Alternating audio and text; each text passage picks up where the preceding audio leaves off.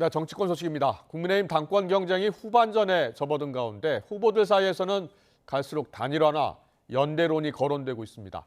윤석열 대통령이 거부권을 행사한 최상병 특검법을 둘러싼 논의에는 상설 특검 문제가 새 화두로 떠올랐습니다.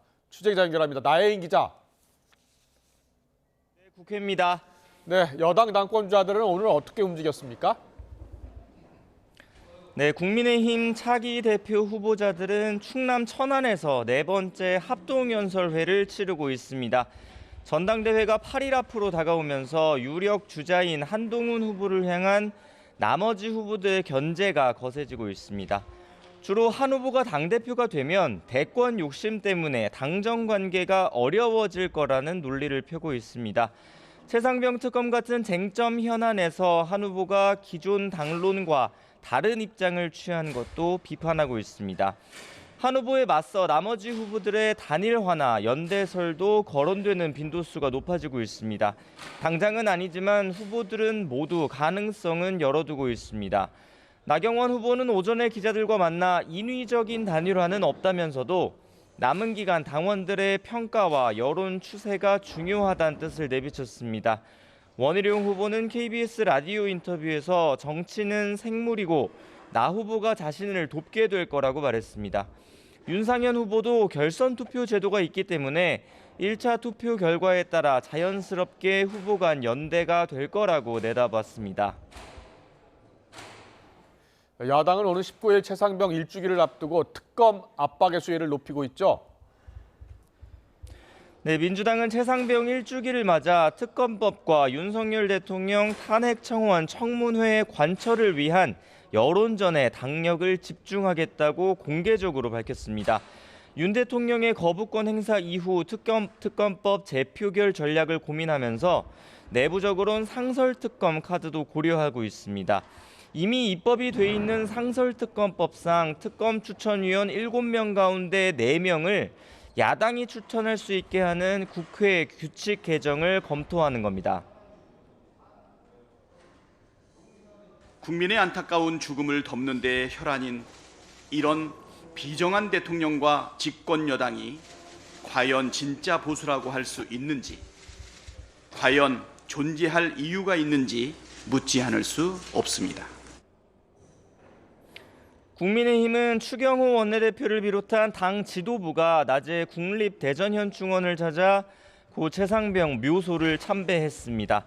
하지만 수사는 공수처의 결과 발표를 기다리는 게 옳은 길이라는 입장을 고수하고 있습니다. 야당 법제사법위원들이 오는 19일부터 예고한 대통령 탄핵 청원 청문회 역시 위헌이라며 협조할 수 없다고 선을 그었습니다. 경찰 수사 결과도 믿지 못하겠다고 하면서 결국 자신들이 원하는 수사 결과를 만들어내는 수사기관을 자신들이 만들겠다 하는 이야기입니다. 네, 민주당 당권 경쟁 소식도 전해주시죠. 네, 최고위원 예비 경선으로 차기 지도부 경선 후보를 확정한 민주당은 본격적인 전당대회 국면에 접어들었습니다. 김지수, 김두관, 이재명 당대표 후보와 최고위원 후보자들은 국회에서 공명선거 서약식을 열고 경선 과정에서 지나친 비방전을 자제하자고 뜻을 모았습니다. 연임 도전 출사표로 먹고 사는 문제, 민생 이슈를 앞세운 이재명 후보는 종합부동산세 완화에 여지를 두는 등 그동안 민주당 주류와 결이 다른 정책 노선으로 눈길을 끌고 있습니다. 오늘 기자들과 만나서도 입장은 다양할 수 있고 그걸 조정하는 게 정치라고 말했는데 경쟁자인 김두관 후보는 외연 확장도 좋지만 당의 정체성을 지키면서 해야 한다고 온도차를 보였습니다. 이재명 1극 체제 타파를 기치로 경선에 뛰어든 김 후보 측은 선거 일정이나 일반 국민 여론조사 반영 기준이 이재명 후보에게 유리하게 설계됐다며 문제를 제기하기도 했습니다. 지금까지 국회에서 전해드렸습니다. 김건희 여사의 명품 가방 수수 의혹을 수사하고 있는 검찰이 가방 실물 확보를 위한 조율에 나섰습니다.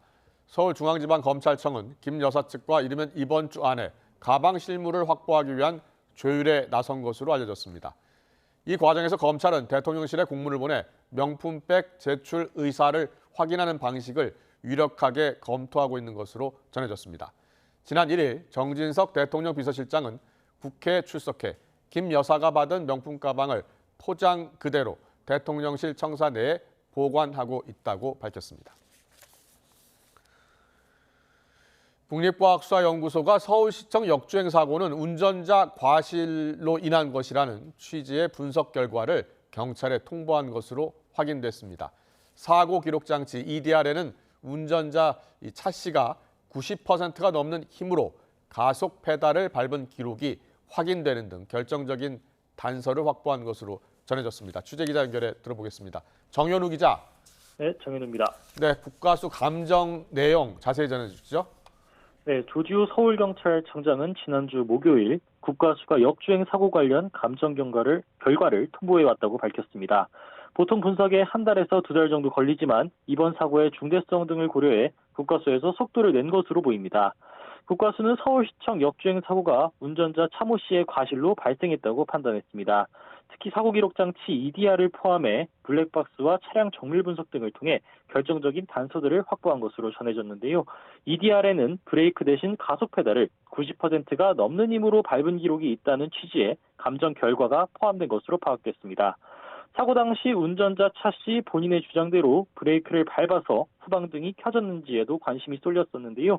국과수는 가로등이나 건물 불빛 때문에 불이 들어온 것처럼 보였거나 외부 충격에 의한 전자적 결함으로 켜졌을 가능성이 있다고 분석한 것으로 전해졌습니다. 경찰은 이번 국과수 분석으로 실체적 진실에 근접했다면서 전반적으로 심증을 형성하기에는 부족함이 없다고 강조했는데요. 이번 분석 내용 등을 토대로 차 씨를 상대로 진술조사를 마치면 금방 수사를 마무리할 수 있다는 입장입니다. 일단 3차 진술조사 일정도 조율하고 있다고 설명했는데요. 경찰은 갈비뼈를 다쳐 입원한 차 씨가 통증을 호소해 그간 진술을 충분히 확보하지 못한 상태라고 밝혔습니다. 이런 가운데 차 씨는 서울대학교 병원에서 오늘 사고 2주 만에 퇴원해 다른 병원으로 옮겨간 것으로 파악됐습니다. 상급 종합병원 입원이 2주로 제한돼 있어 다른 병원으로 옮겨가야 하기 때문인데요. 경찰은 조사 과정과 내용 등을 토대로 구속영장 신청을 포함한 신병 처리 여부를 판단할 계획이라고 설명했습니다. 지금까지 사회부에서 YTN 정현우입니다. 미 연방수사국 FBI는 트럼프 전 대통령의 피격 사건을 용의자인 20살 토머스 매튜 크룩스의 단독 범행으로 보고 있습니다. 하지만 용의자가 왜 암살 시도에 나섰는지 범행 동기는 확인하지 못한 상태입니다. 박영진 기자의 보도입니다. FBI는 이번 총격 사건을 용의자 토머스 매튜 크룩스의 단독 범행으로 보고 있다고 발표했습니다. 암살 미수 사건으로 보고 있지만 국내 테러 가능성도 열어놓고 있다고 전했습니다. 하지만 대중에 대한 추가 위협은 없는 것으로 보고 있다면서 트럼프가 대통령 후보로 정식 지명되는 공화당 전당대회 보안엔 문제가 없다고 강조했습니다. Currently, there are no known articulated threats against the RNC or anyone visiting the RNC. That's important because we also need the help of the public. FBI는 용의자가 정신질환을 앓았거나 온라인에서 위협적인 행동을 한 증거를 찾지 못했다고 밝혔습니다. 특정 이념에 연루된 흔적도 발견하지 못했고 이전에 FBI의 수사망에 오른 적도 없다고 확인했습니다. 또 유권자 등록은 공화당으로 돼 있는데 민주당 관련 단체에 $15를 기부한 기록도 나와 정치적 성향도 종잡기 힘든 상황입니다. FBI는 총격에 사용된 소총은 용의자의 아버지가 합법적으로 구매한 것이며 용의자의 차량에서 폭발 물질로 보이는 의심스러운 장치를 찾아내 추가 분석에 들어갔다고 밝혔습니다. 더 큰 공격을 계획했을 가능성을 시사하는 대목이지만 용의자 크룩스가 트럼프 전 대통령을 왜 쐈는지 범행 동기는 아직 오리무중입니다. 이번 총격 사건으로 유세장에서 목숨을 잃은 희생자는 전직 의용 소방대장 코리 컴포라토레로 확인됐습니다. 펜실베니아 주지사는 코리가 아내와 두 딸과 함께 있다가 변을 당했다면서 총격 당시 가족을 지키기 위해 몸을 날렸다고 전했습니다. YTN 박영진입니다. 네, 방금 들어온 소식 전해드리겠습니다. 쌍방울 대북 송금과 관련해 수원지법에 추가 기소된 이재명 전 민주당 대표가 모든 재판을 서울에서 받게 해달라고 신청했지만 받아들여지지 않았습니다. 대법원은 오늘 이 전 대표가 지난 1일 낸 토지 관할의 병합 심리 신청을 기각했습니다. 이에 따라 이 전 대표는 지난달 12일 추가 기소된 쌍방울 대북 송금 사건 재판을 서울중앙지법이 아닌 수원지법에서 받게 됐습니다. 현재 이 전 대표는 서울중앙지법에서 대장동 백현동 성남FC 재판과 위증교사 재판, 공직선거법 재판까지 3개의 재판을 동시에 소화하고 있습니다. 형사소송법에 따르면 여러 사건이 서로 다른 법원에서 이루어지는 경우 상급법원은 이를 한 개 법원에서 병합해 심리할 수 있도록 했습니다. 다음 소식 이어갑니다. FBI가 지목한 이번 총격 사건의 용의자 토머스 매튜 크룩스에 대해 여러 증언들이 나오고 있습니다. 총격범은 학교 생활에 잘 적응하지 못했지만 수학과 과학 분야에서는 장학금을 받을 정도로 성적이 우수했던 것으로 알려졌는데요. 이웃 주민들은 큰 충격에 빠졌습니다. 권준수 기자의 보도입니다. 도널드 트럼프 전 대통령에게 총격을 가한 토머스 매튜 크룩스는 펜실베이니아주에 있는 베설파크 출신입니다. 사건이 발생한 유세장에선 남쪽으로 고작 60km 정도 떨어진 곳입니다. 현지 매체들은 재작년 고등학교를 졸업한 20살 백인 남성 크룩스가 평범한 중산층 출신이라고 보도했습니다. 크룩스 본인은 공화당원으로 등록했고 어머니는 민주당원, 아버지는 자유주의자로 정치 성향은 제각각인 것으로 전해졌습니다. 동창이라는 한 지역 주민은 크룩스가 학교 생활에 적응을 잘 하지 못했다고 증언했습니다. That's what I was saying before. Just because he wasn't with the clique, so he was always had a, target on his back. What do you mean by that? Just being bullied. 크룩스는 고등학교 졸업 당시 비영리 단체에서 수학과 과학 분야 장학금을 받을 정도로 성적도 평균 이상인 것으로 알려졌습니다. 또 차분한 성격일 뿐만 아니라 부모는 모두 사회복지사로 활동하고 있다고도 전해졌습니다. 인구 3만 3천여 명의 조용한 도시인 베설파크 주민들은 이번 사건으로 상당한 충격을 받았습니다. Definitely something you weren't expecting. It's kind of shocking. You wake up in the morning and your whole street's lined up and you're like, what the heck's even going on? And then you turn the news on and you're like, oh, dang. 이번 범행에 사용된 총기는 용의자 크룩스의 아버지가 최소 6개월 전 합법적으로 구매한 것으로 파악됐습니다. 유세 현장 근처에 있던 크룩스의 차량과 거주하는 자택에선 폭발물이 발견됐는데 과거 범죄 이력이나 군복무 기록은 없는 것으로 확인됐습니다. YTN 권준수입니다. 유세장 피격에도 극적으로 목숨을 건진 트럼프 전 대통령은 SNS에 글을 올려서 미국의 통합과 단결을 강조했습니다.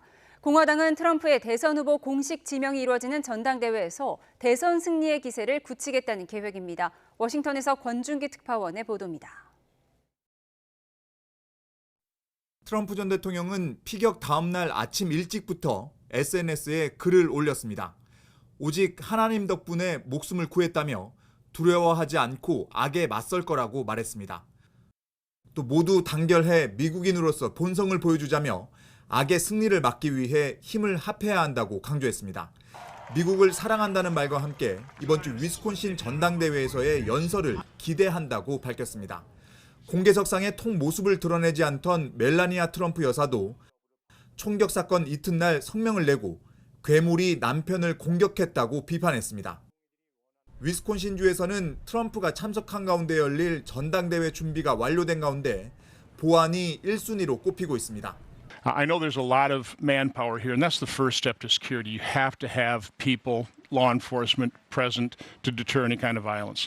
공화당은 이번 대선 최대 격전지가 될 위스콘신 전당대회를 통해 대세론을 굳힌다는 계획입니다. TV 토론 이후 고령 리스크가 더 불거진 바이든과 달리 트럼프는 총격에도 살아나 주먹을 치켜드는 강인한 이미지를 구축했기 때문입니다. 트럼프는 또 경선에서 붙었던 정적 니키 헤일리 전 유엔 대사를 당초 예정과 달리 전당대회에 초청하며 통합 행보를 몸소 실천하고 있습니다. 후보 수락연설 메시지도 바이든 공격보다는 통합과 포용의 메시지를 강조하며 외연 확장에 주력할 거라는 관측입니다. 총격에도 살아난 극적인 서사가 더해지면서 전당대회 마지막 날 트럼프의 대선 후보 수락연설은 화려한 대관식이 될 거란 전망도 나오고 있습니다. 워싱턴에서 YTN 권준기입니다. 오늘이 의대 정원 증원에 반발해 병원을 떠난 전공의들의 복귀 또는 사직을 결정해야 하는 날인데요.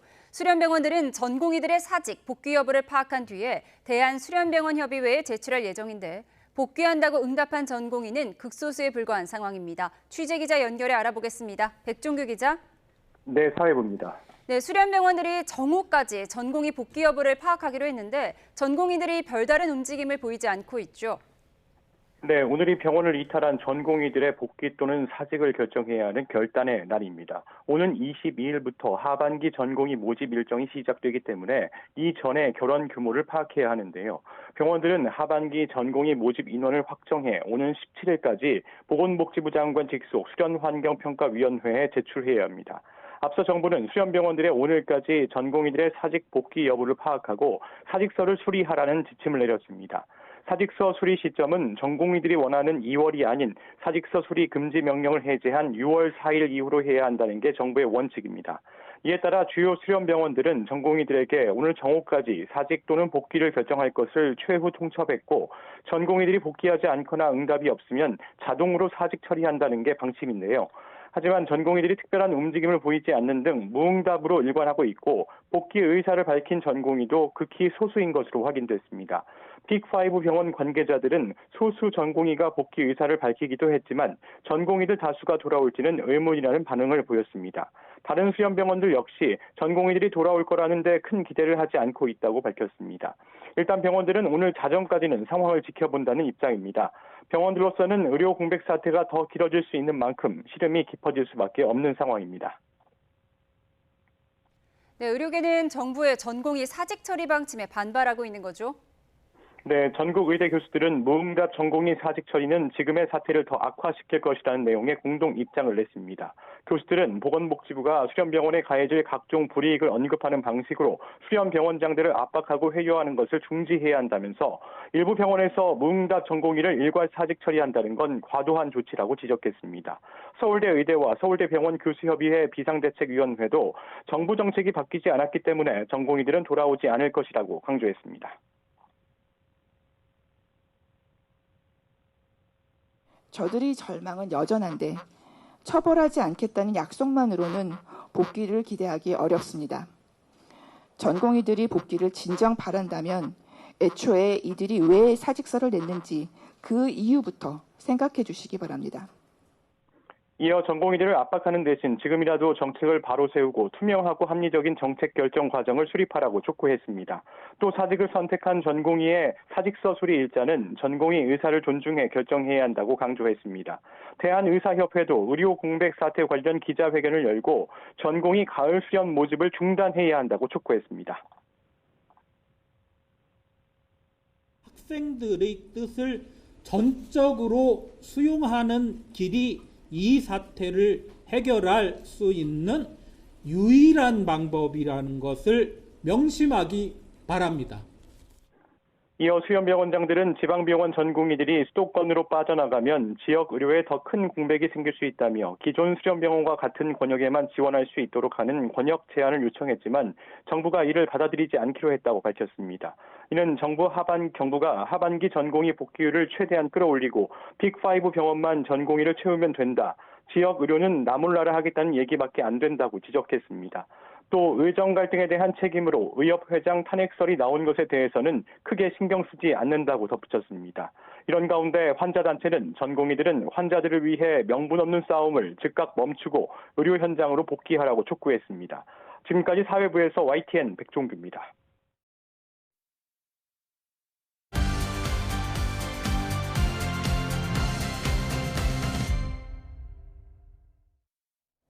한국갤럽의 차기 당대표 후보 선호도 조사에서 한동훈 후보가 36%로 1위를 달리는 가운데 국민의힘 지지층에서는 57%로 나경원 18, 원희룡 15, 또 윤상현 3%를 크게 앞선 것으로 나타났습니다. 당원 선거인단 투표 80%, 일반 여론조사 20%가 반영되는 전당대회 규칙을 적용하면 무당층도 포함이 되는데 이때 한동훈은 45, 나경원 15, 원희룡 12, 윤상현 3%로 나타났습니다. 김 여사 문자 논란이 터지기 전인 6월 마지막 주 조사 때를 보면 한동훈 38, 나경원 15, 원희룡 15, 윤상현 4%였는데 그때 역대와 비교하면 한 후보의 지지율은 올라가고 원 후보는 떨어졌습니다. 당 안팎에서는 한 후보의 1차 투표 과반을 막기 위해서 나경원, 원희룡 후보의 단일화 가능성이 거론되는데 두 사람 모두 자신이 단일 후보가 될 것이라며 신경전을 이어갔습니다.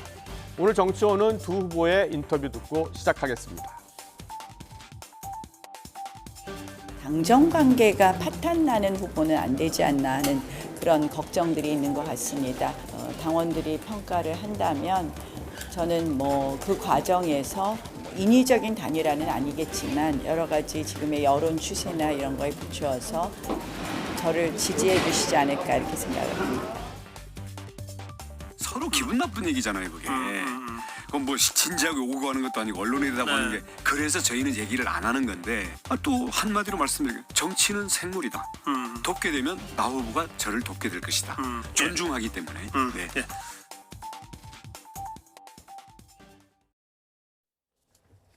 네, 방금 들어온 소식인데요. 조금 전 대통령실에서 브리핑이 있었습니다. 윤석열 대통령이 통일부 차관에 김수경 대통령실 대변인을 내정했다는 속보가 들어와 있습니다. 언론과의 소통 경험 바탕으로 차관으로서 국민과 함께하는 통일 정책을 잘 추진할 것으로 기대된다는 평가도 있었습니다. 대통령은 후임 대변인으로 정혜전 홍보기획비서관실 선임 행정관을 내정했습니다. 네, 계속해서 정치원 이어가겠습니다. 한동훈 후보 지금 각종 여론조사에서 국민의힘 지지층에서 이제 1위를 계속 달리고 있는데요. 오늘의 정치원 시간엔 김영준 배재대 석좌 교수, 배종찬 인사이트K 연구소장과 함께 분석을 해드리겠습니다. 어서 오십시오. 안녕하세요. 네. 안녕하십니까. 안녕하세요. 자, 여론조사 분석을 좀 자세히 해보려고 하는데요. 한국 갤럽 여론조사 앞서 제가 잠깐 설명을 드렸는데요. 2주 전 조사와 그리고 지난주 금요일 나온 조사의 가장 큰 차이가 어디에 있습니까? 일단 그 한 2주 동안 일어난 가장 큰 핵심적인 사건이라는 건 김건희 여사 문자 무시 논란이 핵심이었었잖아요. 그렇습니다. 그렇기 때문에 그렇습니다. 굉장히 큰 조동을 칠 거라고 했는데 막상 한국 갤럽의 기준에 의하면 한동훈 후보 지지율은 떨어진 게 아니라 오히려 이전에 비해서 이거는 지금 이제 국민의힘과 무당층만을 대상으로 한 거를 말씀을 드리는데요. 7%포인트 올랐고 나경원 후보 같은 경우는 거의 변동이 없는데 원희룡 후보가 지지가 조금 이제 추락하는 그런 모습을 좀 보이고 있기 때문에 오히려 결국 이제 문자 무시 논란이 어대한을 더 강화시키는 효과가 있지 않을까라는 그러한 이제 지적들이 많았었는데요. 그것이 실제로 숫자로 이제 확인되고 있는 게 아닌가라는 생각을 좀 하게 되고요. 그래서 실제로 이제 보면은 무당층하고 그리고 국민의힘 지지층을 전부 다 합쳤는 걸 보면요. 15, 12, 13, 45까지만 보고 25를 제외하면은 저게 전부 다 해서 75%입니다. 75% 중에서 한동훈 후보가 45%를 얻었기 때문에 60%의 지지를 받고 있다라고 볼 수가 있는 거죠.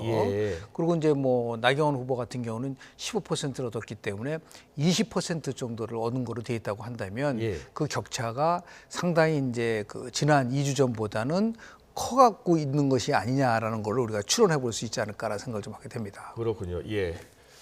배종찬 선생님은 어떤 점을 좀 주목해서 봐야 된다고 보세요? 두 가지를 봐야 될 것 같습니다. 결국에는 여전히 집권 여당 당권 도전 전당대회가 이 한동훈 후보 이야기에서 못 벗어나고 있는 거죠. 결과적으로는 지난 시간에도 말씀드렸습니다. 미국의 이 정치 언어학자인 조지 레이코프가 코끼리는 생각하지 마. 그러니까 나경원 후보든 원희룡 후보든 더 자신의 이야기를 해야 되는데 이른바 윤심 논란 또는 김건희 여사 문자 관련된 김심 논란의 반발 심리가 더 크게 작동하고 있다고 봐야 될 것 같은데 그런 이유는 첫 번째로는 국민의힘 지지층에서도 한동훈 후보가 별로 흔들리지 않고 더 결집하는 양상으로 나타나고요.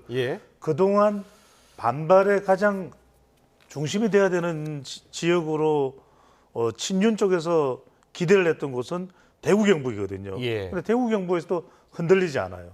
또한 마지막으로 하나 볼 지점은 친윤 후보임을 가장 강조하고 있는 것이 원희룡 후보입니다. 원희룡 예. 후보가 지금 한동훈 후보가 가장 각을 세우고 있는데 오히려 직전 이 한국갤럽 조사 비교를 해보면 나경원 후보가 직전 조사에서는 원희룡 후보보다 뒤졌는데 이번 조사에서는 오히려 나경원 후보가 원희룡 후보보다도 앞서는 결과가 나왔거든요. 별로 지금 김건희 여사 문자, 이 전당대회에 왜 이 문자 논란이 되는지 이 시기에 밝혀졌는지도 이제 여러 가지 논란이 되고 있는 지점인데요.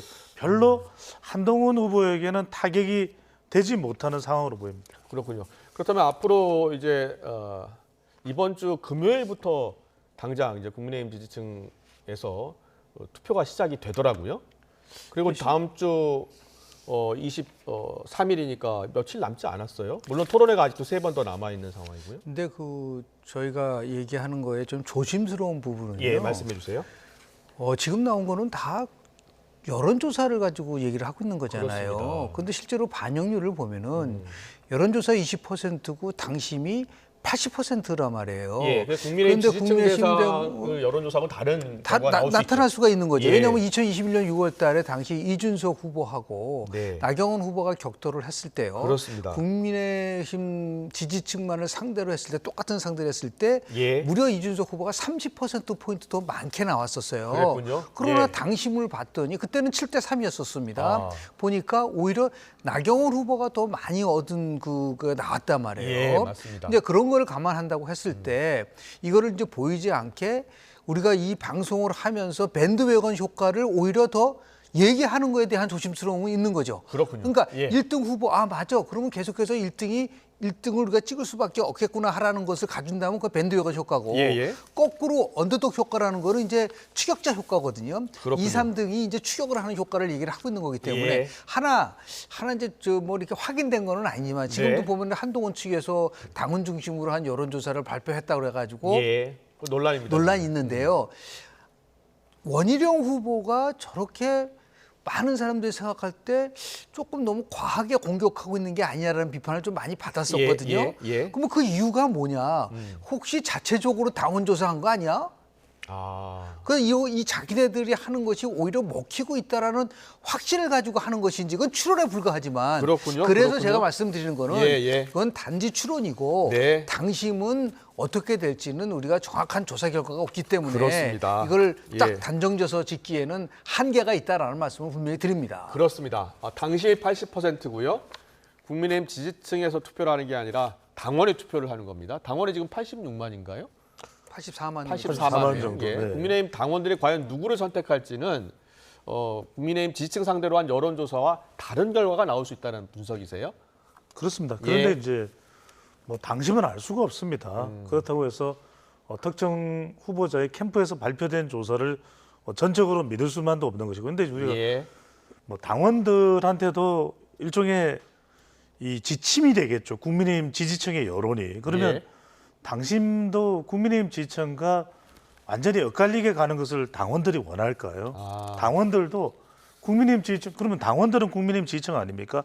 더 강력한 국민의힘 지지층이겠죠. 그러니까 그런 면에서는 김영준 교수님이나 저나 이제 데이터를 분석하는 사람은 브레이킹 포인트가 필요합니다. 이게 브레이킹 포인트라는 게 무엇이냐면 일종의 극적인 전환점이 될 만한 것을 우리가 브레이킹 BP라 그러거든요. 그런데 가령 트럼프 피습은 굉장한 BP가 될 수 있겠죠. 이제 더 트럼프 후보 쪽으로 기울어지는 운동장이 되겠죠.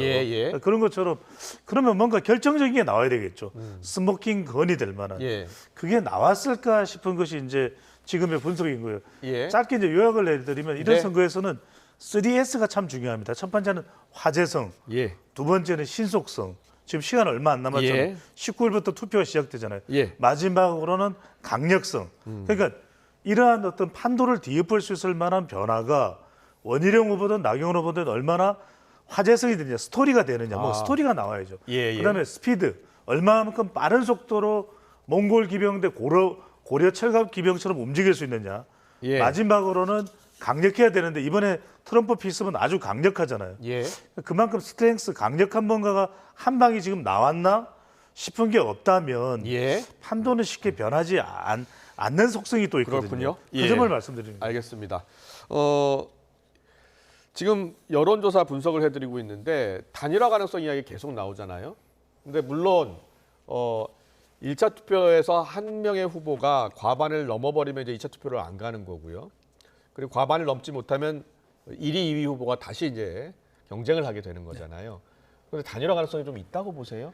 지금 저희가 모두에 얘기했었던 모든 거는 2차 투표, 그러니까 결선 투표의 가능성 때문에 얘기를 하는 겁니다. 그렇습니다. 그러니까 당연히 뭐 한동훈 후보가 당심에서 뭐 민심과 다른 게 나왔다 그런 것이 아니라 그 어느 정도 수위까지 나올 수 있나를 가지고 지금 이제 핵심적인 상황인데 단일화라는 거는 실제로 투표 전에 단일화가 이루어지느냐 아니면 투표 후에 단일화가 이루어지냐라는데 투표 후에 단일화라는 거는 의미가 없는 거죠. 투표는 자연스럽게 단일화가 되는 거죠. 물론 이럴 수는 있죠. 왜냐하면 이제 3등, 4등이 공개적으로 우리는 2등을 밀겠습니다라고 얘기하는 경우는 효과는 있을 수가 있죠. 이게 그 유명한 1979년 5월 달에 신민당 전당대회가 있었어요. 그 총재 선거인데 1위는 이철승, 2위가 김영삼, 3위가 이기택, 4위가 신도환이었었습니다. 그런데 이기택 그 당시에 그 3위를 한 이기택 후보가 공개적으로 나는 김영삼을 믿습니다라고 얘기를 했고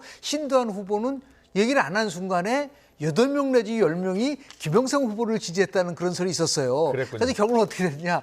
역전이 됐거든요.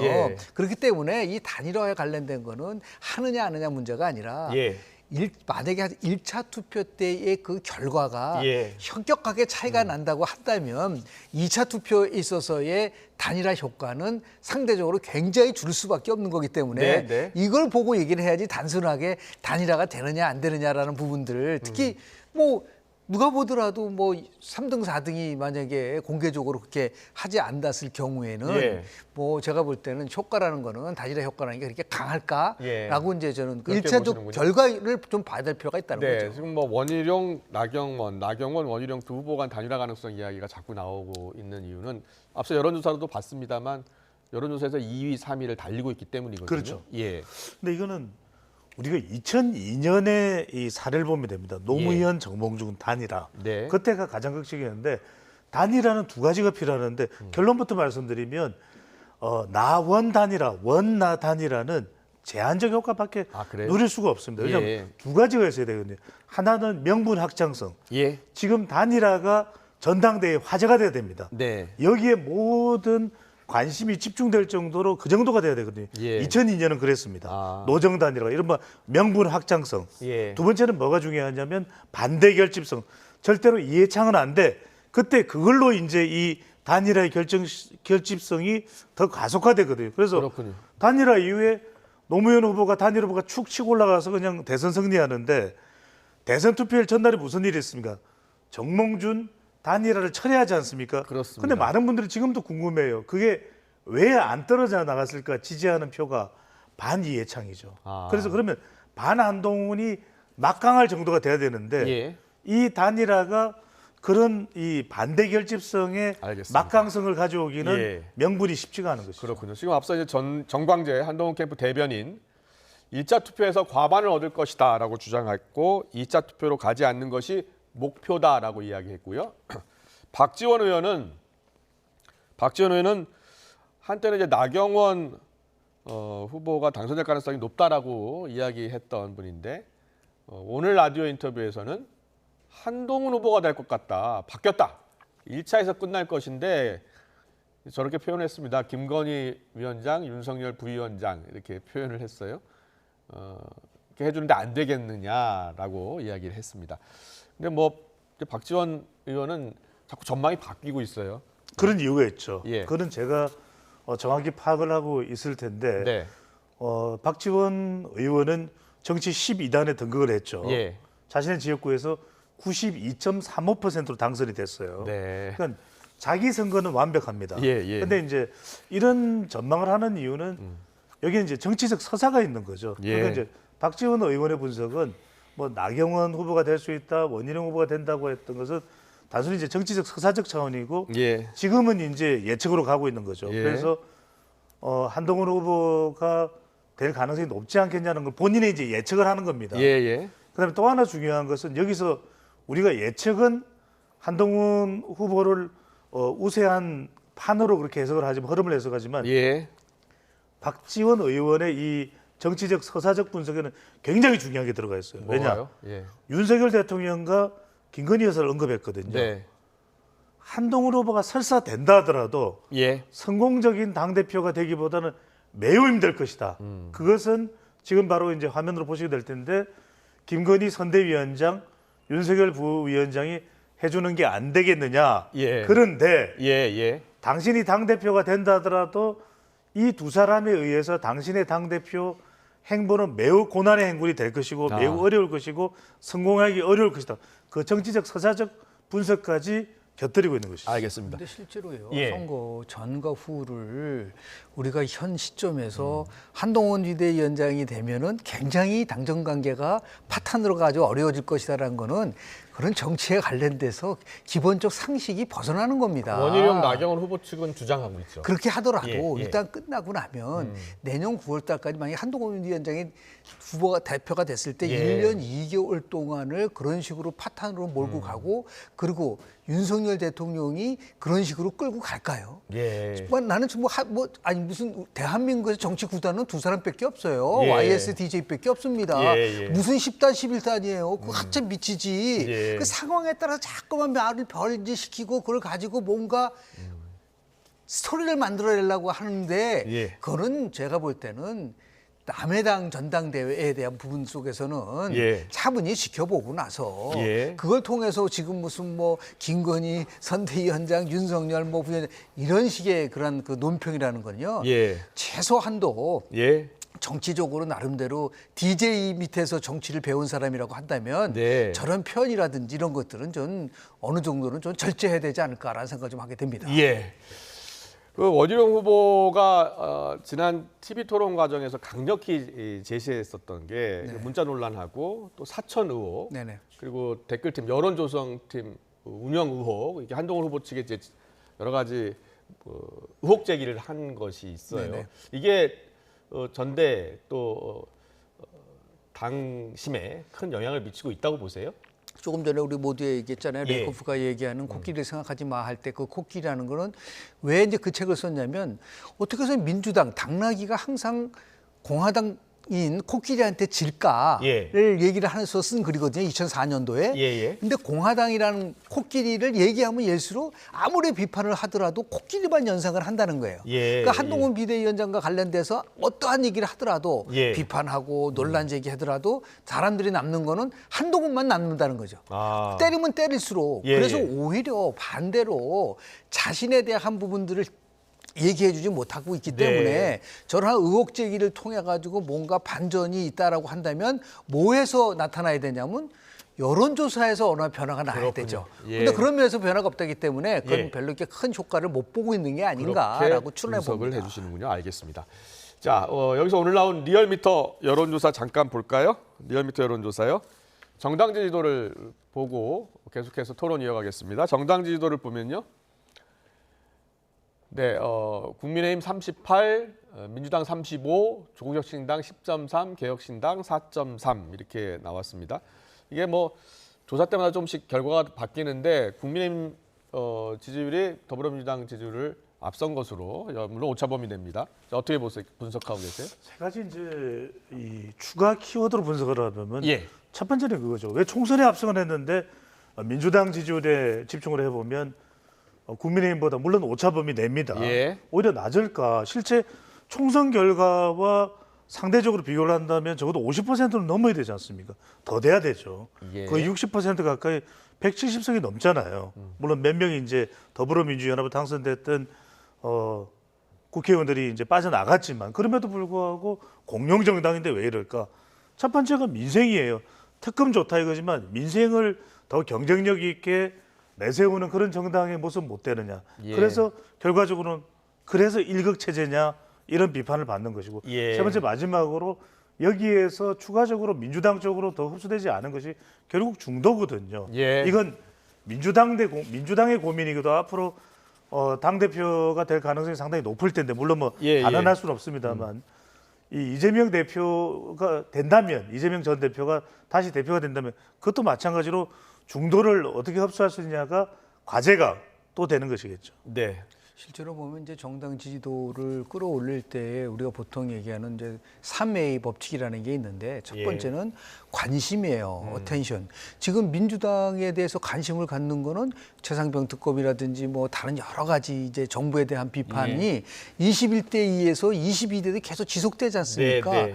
그 다음 단계가 뭐냐면 이제 어트랙션이라든지 매력적으로 바뀌고 그러면 나중에 이제 애정을 갖게 되는 어펙션, 지지를 갖게 되는데 이 세 가지가 다 결여되어 있는 거예요. 지금 민주당의 입장에서 봤을 때는 어떤 면에서 봤을 때는 지금도 빅데이터 분석을 해보면 온통 모든 거는 다 국민의 힘입니다. 그러니까 머지랑이 훨씬 차이가 나는 거죠. 민주당보다는. 그러니까 당연히 저러한 결과가 나올 수밖에 없지만 실은 저거를 그냥 스쳐 지나가서는 안 된다. 지금 배 소장이 얘기한 것처럼 총선 결과와는 너무나 다르다고 한다는 거는 우리가 왜 저런 결과가 나올까에 대한 얘기를 해줘야 되는데 지금 거기도 전당대회에 대한 얘기가 나오지 않습니까? 맞습니다. 그런데 실제로 민주당의 전당대회는 그렇게 큰 관심이 적고 최고위원 8명 선정되는데 보니까 전부 다 친명일색이라고 비판을 많이 받잖아요. 어떤 관심을 가질 수 있겠습니까? 어텐션이 없죠. 그러면 차라리 정말 반대를 했었으면 어땠을까? 현명한 정당이었다면은 우리는 쟁점과 관련된 부분은 잠깐 보류합니다.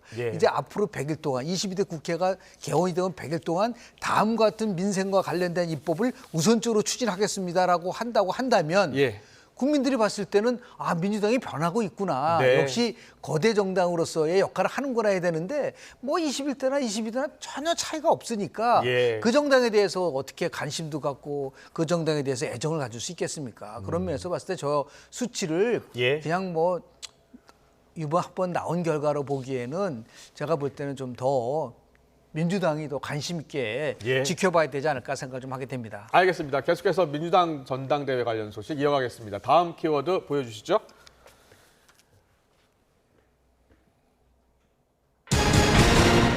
네, 다음 키워드는 왕당파입니다. 네, 이번에 당권 도전에 나섰죠. 김두관 전 의원. 민주당 최고위원 예비경선 결과를 두고서 과거 유럽에서 군주제를 옹호했었던 왕당파를 빗대서 비판을 했습니다. 하지만 단일 대우를 옹호하는 목소리도 당에서 나오고 있습니다. 듣고 오겠습니다. 우리 민주당의 그 장점이랄까 다양성과 역동성이 사라지고 또 토론과 논쟁이 사라지고 오직 이재명 후보 지키기로 변질되는 그런 느낌. 어제 최고위원 경선에서 이재명 인질 구출 작전을 이야기한 최고위원 후보도 있고 이재명으로 똘똘 뭉치자는 후보도 있고 이재명 정부를 만들겠다는 후보도 있었는데요. 8분 그 예선을 통과한 분들이 거의 다 왕당파였고 거꾸로 이 딴소리를 많이 하는 그리고 이 당에 대한 비판을 많이 하는 이런 분들이 나왔으면 뭐라고 했을까요? 언론이나 여당에서.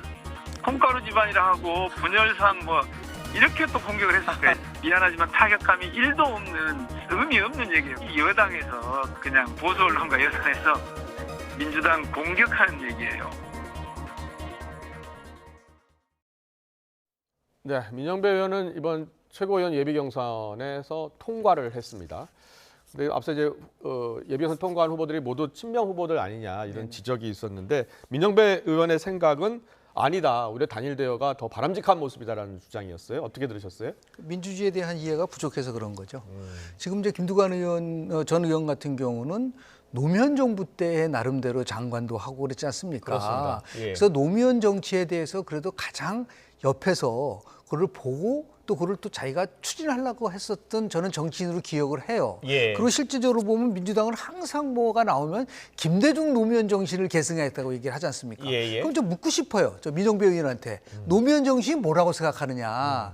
그 노무현 대통령 같은 경우는 본인이 불리함에도 불구하고 이게 국익을 위한 거라면은 나는 좌파 신주의자이다라고 하면서 FTA도 받아들이고 그렇지 않습니까? 이라크 파병도 하고 더 나가서 해군기지, 제주 해군기지 누가 제안한 거냐면 노무현 대통령이 얘기를 한 겁니다. 그러니까 항상 국익이 우선이고 더 나아가서 굉장히 많이 쓰는 말이 있었으니까 노무현 정신의 핵심이 뭐냐면 가장 좋은 원칙 있는 승리, 두 번째는 원칙 있는 패배, 세 번째는 원칙 없는 승리라고 그랬단 말이에요. 노무현 대통령이 가장 경계한 게 원칙 없는 승리다. 지금 민주당이 보여준 행태는 전부 다 원칙 없는 승리예요. 힘을 가지고 밀어붙이고 저런 식으로 해서 다양성, 역동성은 다 없어진데 거기다 대놓고 일사불란하게 움직이는 것이 훨씬 더 낫다라고 하는 궤변을 지금 보이고 있는 거거든요.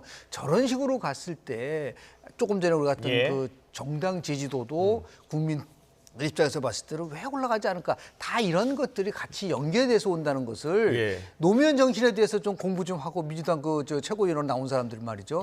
그걸 가지고 한번 좀 토론도 하고 치열하게 어떻게 하면은 당을 바꿀 것인가에 대한 얘기를 좀 해야 되는 게 아닌가라는 생각이 듭니다. 알겠습니다. 배 소장님은 어떻게 보세요? 김두관 후보가 도전장을 냈고 최근에 각종 뭐 여론조사는 아직 나온 것은 아닙니다만 보면 김두관 후보가 어느 정도는 선전할 수 있다라는 전망을 하는 분들이 좀 있더라고요. 네네. 그렇게 보세요? 뭐 전망을 하는 것은 전망을 하는 분들의 몫이고 자유니까요. 네. 하지만 이재명 전 대표가 이재명 후보가 압도적일 것이라는 것은 대부분의 사람들이 전망하는 거잖아요. 예. 다수의 전망을 우리는 여론이라고 하는 것이거든요. 그렇습니다. 그러니까 이게 뭐냐면은 토론이 필요해 보입니다. 민주당은. 네. 하지만 이 토론을 요구하는 쪽은 소수파일 수밖에 없는 것이고 똑같은 의미인데 다른 표현이 나오는 거죠.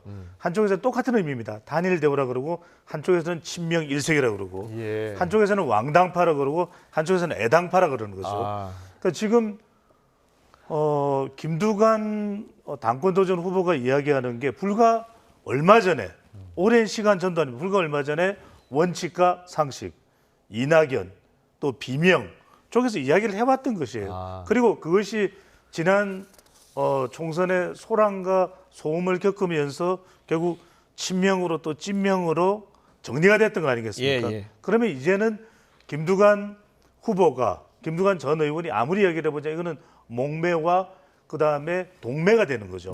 목매는 뭐냐? 목안의 메아리, 동굴의 메아리. 그러니까 아무리 이야기를 해봤자 민주당 내에서는 이것이 멀리 울려서 퍼져나갈 수 있는 그런 소리가 되기는 매우 어려운 상태가 돼버린 거죠. 지금 뭐 예비 경선 통과한 후보들 보면 전현희 후보, 한준호 후보, 강선우 후보가 이제 등 8명이 이제 통과가 됐어요. 그 가운데 5명을 최종적으로 뽑는 거잖아요. 예. 그렇다면은 전체적으로 다 차기 민주당 지도부가 친명 일색이 된다면 그게 이 앞으로 뭐 여당과의 관계를 비롯해서 또 민주당 내에 또 대권을 준비하는 차원에서도 어떻게 얼마나 큰 도움이 될 것 같습니까? 데이터 전문가로서 여당과의 관계보다는 결과적으로는 민주당이 초래할 수 있는 또 이재명 당대표가 연임의 이재명 전 대표가 다시 이제 연임 대표가 된다면 스스로 마주하게 되는 저는 위험 요인으로 봅니다. 그거는 위험 요인으로 보세요? 국민의힘이 가하는 또는 윤석열 대통령이 가하는 위협이 아니라 스스로가 초래하고 마주할 수 있는 위협이 되죠. 이재명 전 대표에게는 분명히 그 질문이 나올 겁니다. 이렇게 장기 당 대표가 되고 또 그 당내에서는 뭐라고 그럽니까? 이게 이 일극 체제가 되는 것 다시 정정합니다. 일극 체제가 되는 것에 대해서 중도층으로부터 반발을 나오는 것을 어떻게 극복할 수 있느냐? 민주당은 총선을 압승했는데도 불구하고 지지율이 오히려 그에 비하지 못하는 이 결과를 어떻게 극복할 수 있느냐 이게 과제가 되겠죠. 알겠습니다. 이 김두관 후보가 어느 정도 지지율을 얻을 수 있을까? 뭐 김두관 후보는 승리를 점치는 분들은 많지 않고요. 그래서 뭐 10%, 20%, 30% 그렇게 얘기 나오잖아요. 만약에 30% 정도 득표를 했다면 굉장히 많은 득표를 한 거라고 얘기를 하고 있고 결과는 뭐 어차피 뭐 어대명이 아니라 또 대명이죠. 또 대표는 이재명이라는 말이 있을 정도로 그러나 선거라는 거는 항상 결과보다는 과정에 관한 문제로 우리가 이제 민주주의를 집약하실 수 있거든요. 저렇게 지금 최고위원이 친명계로 전부 다 하게 되면은 위기가 왔을 때 이재명 대표한테 위기가 왔을 때 그 어느 때보다도 아직 강력하게 옹호하는 집단으로 바뀌지 않겠습니까? 그 변곡점이 이제 10월에 있을 선거법 1심 판결과 위증교사와 관련된 1심 판결이 지금 기다려지고 있거든요. 여기서 이제 이재명 어떤 결과가 나올지는 모르겠지만 만약에 이재명 대표에게 불리하게 나왔을 때 그 부분에 대해서 뭐 예를 들어서 우리가 자성하고 성찰하자가 아니라 더 강력하게 민주당이 뭉쳐야 된다라고 하는 거로 끌고 갔을 때 그러면 이제 일극 체제가 보여주는 그런 식으로 따진다면 대통령을 중심으로 해서 대통령 주변에 있는 사람들이 잘못됐다고 그렇게 많이 비판을 하잖아요. 그럼 자신들은 어떤가에 대한 부분들에 대한 나름대로 비판의 여지는 분명히 생길 가능성이 있다고 저는 봅니다. 알겠습니다. 자, 마지막 키워드 보겠습니다. 다음 키워드 보여주시죠.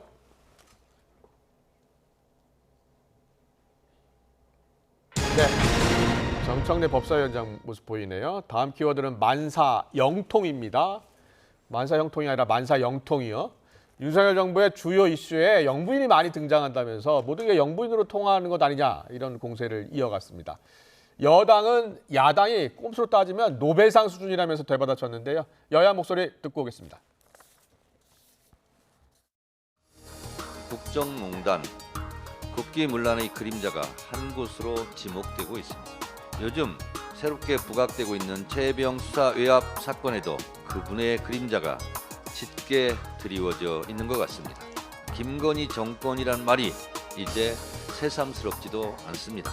이명박 때 만사형통이었다면 윤석열 때는 만사영통입니까? 노벨 꼼수법 개발상, 노벨 마카파식 국회 운영상이 있다면 그 수상자는 매년 민주당과 그 개딸 의원들이 따놓은 당상일 것입니다.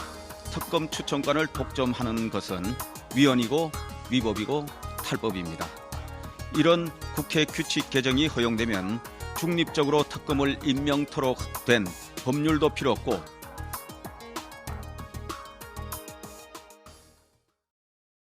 토요일 날이 지금 예정돼 있죠. 윤석열 대통령 탄핵 청원 청문회요. 그리고 또 다음 주에는 이제 김건희 여사 모친도 증인으로 또 불러서 역시 또 탄핵 청원 청문회가 열립니다. 26일입니다. 그런데 국민의힘이 이 청문회 자체가 위법이다라고 해서 권한쟁의 심판 지금 청구한 상황이잖아요. 어떻게 될 것 같습니까? 실제로 보면 뭐 청문회라고 얘기를 하고 있지만은 큰 틀 속에서 보면은 탄핵 예비 절차를 거치는 게 아니냐라고 비판을 받을 만하지 않습니까? 그리고 또 나가서 지금 수사 중인 부분에 대한 관련을 청문회를 할 수 있나요? 뭐 저런 사례가 있었나요? 그러니까 우리가 어떤 의회 정치를 연구를 할 때 가장 많이 보는 거는 전례와 전통이라는 것 속에서 관점에서 본다면 왜 한 번도 없었던 것을 이렇게 하느냐? 그러면 왜 민주당은 문재인 대통령 146만 명에 대해서 탄핵 청원했을 때는 왜 한몫했었죠? 그러니까 뭐라고 하냐면 말장난했잖아요. 그때는 법사위원장이 직무유기한 거라고 그런 말을 식을 했는데 정청래 위원장이 제가 볼 때는 모두 원칙을 지키더라도 예를 들어서 자제하지 않고 그냥 권력의 힘을 계속 쓰면은요 똑같은 거예요. 입법부가 권력을 마음대로 휘두르는 거가 잘못됐다고 얘기를 하잖아요. 지금. 그럼 또 여당이 국민의힘 주장이지 않습니까? 대통령이 권력을 마음대로 활용하고 있다고 또 비판하잖아요. 똑같은 거죠. 더 나가서 아까 뭐 만사영통도 나오고 막 그러는데 저는 처음에 만사명통인 줄 알았어요. 모든 거는 다 이재명은 통하는 거 아닌가요?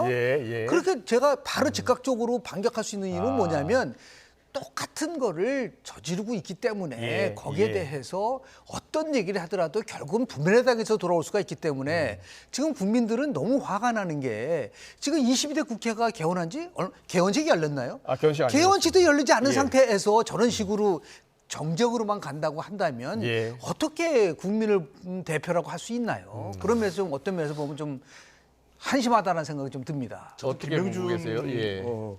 교수님과 좀 생각이 다른데요. 어떤 점에서요? 물론 이제 민주당이 지금 많은 의석수를 가지고 여론을 주도하는 성격도 있다고 봅니다. 여론을 주도하려고 하는 의도도 있다고 봅니다. 청문회가.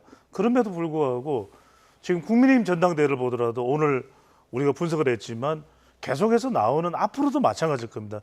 윤석열 대통령 임기 내내 책임, 최상병 관련 이슈, 또 김건희 여사 관련 이슈 이거 해결돼야 될 거 아닙니까? 왜냐하면 이 두 가지 이슈가 실제로도 윤석열 대통령 그리고 윤석열 정부의 엄청난 타격입니다.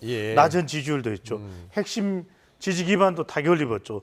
여야는 또 대치 국면이죠. 그래서 저는 청문회의 응해라는 이야기를 떠나서 어떻게든 이 문제를 해결하기 위한 노력은 국민의힘이든 윤석열 대통령실이든 필요해 보인다는 거죠. 그렇다면 이게 해결되지 않으면 계속해서 이건 난감하고 대치 국면에서 진영 대결로 가는 수밖에 없거든요. 그러니까 민주당이 오늘 그 또 카드를 하나 내놓았죠. 상설 특검론이요.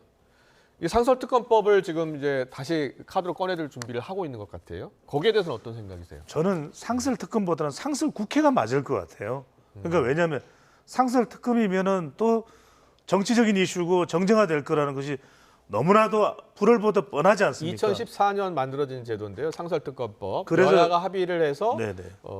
특검을 이제 추진하는 거죠. 예. 그래서 드리는 말씀입니다. 정말 국민들의 민생과 관련돼서 그 부분을 정말 1년 내내 또 언제든지 상설 특검할 수 있는 거라면 모르겠는데 그래서 이제 좀 지금의 특검의 한계 때문에 상설 특검을 이야기하는 것은 이해가 됩니다. 하지만 그럼에도 불구하고 어떤 취지에서 목적이라는 것이 이해가 되잖아요. 또 감이 잡히잖아요. 그렇다면 저는 적어도 상설 특검보다는 상설 국회를 해라. 그래서 상설 국회에서 대화를 나누면서 문제를 유발하는 것이 아니라 문제를 해결하는 쪽에 국회가 더 심혈을 기울여야 되지 않을까요? 아니 근데 지금 경찰 수사 결과가 일단 나왔고요.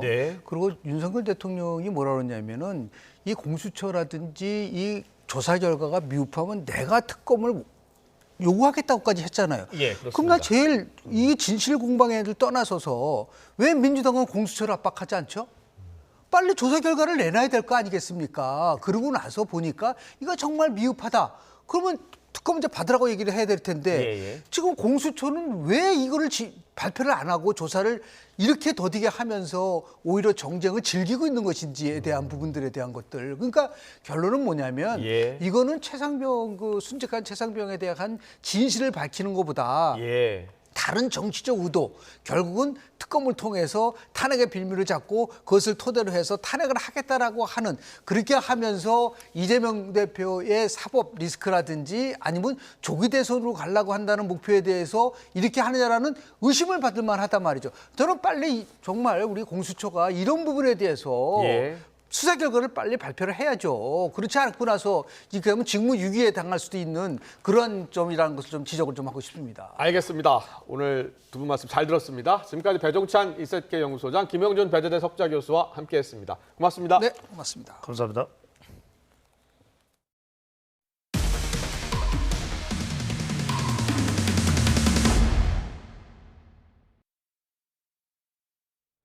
가수 김호중 씨 사건을 계기로 음주운전과 처벌에 대한 사회적 경각심이 그 어느 때보다 높은데요. 전북 남원시가 음주 측정을 거부해서 현행범으로 체포된 공무원을 사무관으로 승진시켜서 논란과 함께 파장이 일고 있습니다. 김민성 기자의 단독 보도입니다. 전북 남원시는 지난주 6급 이상 하반기 정기 인사를 발표했습니다. 5급 사무관 승진자 11명 중 맨 위에 이름을 올린 건 기획실 소속 일반 행정직 6급 A씨. 이 사무관 승진자는 승진과 동시에 4급 국실장에 해당하는 시민소통실장 자리에 직무 대리로 발령받았습니다. 문제는 해당 승진자가 약 한 달여 전인 지난 5월 31일 새벽 경찰에 현행범 체포된 인물이란 겁니다. 경찰 조사에 따르면 이 승진자는 남원 시내에서 회식 후 차로 약 20km를 달리다가 광주 대구 고속도로 하행선 38.8km 지점 갓길에 차를 댄 채 자고 있었습니다. 고속도로 순찰대가 출동해 술 냄새를 맡고 음주 측정을 요구했지만 이에 세 차례 불응해 피의자 신분이 됐습니다. 당시 타이어도 펑크돼 있어 경찰은 음주운전 중에 사고까지 낸 게 아닌지 의심하고 있습니다. 음주운전 사실 인정하세요? 당시 음주하신 거 맞죠? 왜 음주 측정 거부하셨어요? 사고도 내셨나요? 술 드시고? 당시에 술 드신 게 맞아요? 음주 측정 불응은 지방공무원 징계 규칙에 따라 최대 해임될 수 있는 중징계 사안입니다. 법적으로도 음주 측정 거부는 명백한 처벌 대상인데다 혈중 알코올 농도가 0.2% 이상이거나 음주운전 전력이 있는 경우가 아니면 음주 측정 거부로 처벌받는 것이 오히려 손해입니다.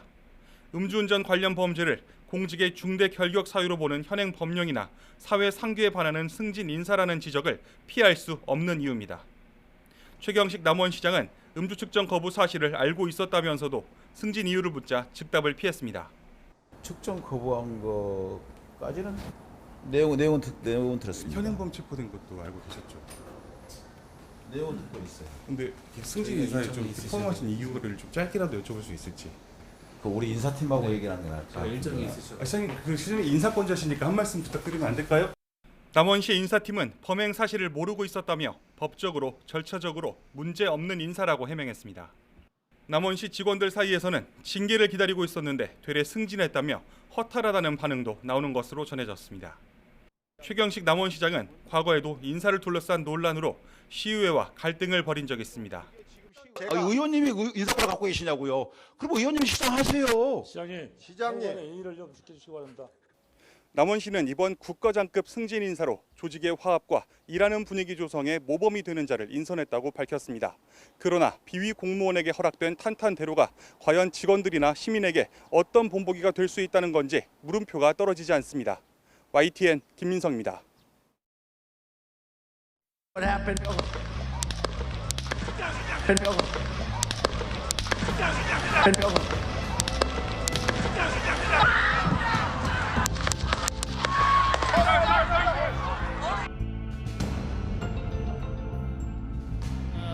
All of a sudden, it sounds like firecrackers going off, but then I heard the shots. Then the Secret Service comes running up through and says, everybody out, get out of here now.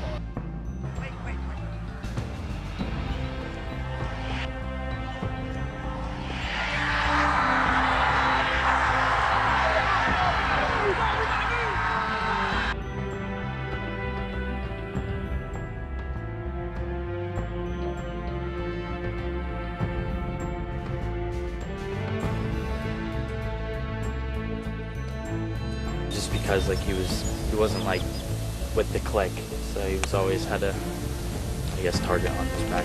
What do you mean by that? Just being like bullied.